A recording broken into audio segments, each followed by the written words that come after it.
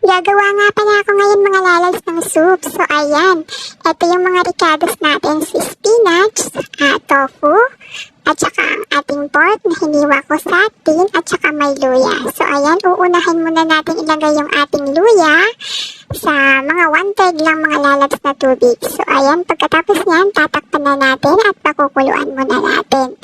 At pagkalipas ng ilang minuto, so ayan, ilagay na natin yung ating pork dahil kumulo na siya.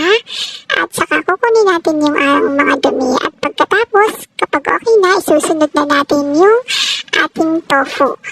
So, pagkatapos ng tofu, isusunod na natin yung ating spinach. So, ayan, pagsasabay-sabayin natin sila mga lalabs lahat. At pagkatapos, kapag okay na, ay tatakpan natin mga lalabs at pakukuluan ng 30 minutes. So, ayan. So, eto siya mga lalabs, kumukulo na.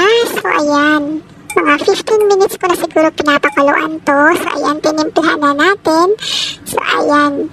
Medyo okay na siya. So, itutuloy lang natin. So, okay naman mga lalabs yung lasa niya. Masarap naman siya. So, ginagawang soup lang dito mga lalabs yung spinach pala sa kanila. So, ayan. Okay na siya mga lalabs. Luto na. So, ayan. Ngayon lang ako nakapagluto ng ganito mga lalabs. At pagkatapos nga mga lalabs, ayan, taog na. Ubos lahat.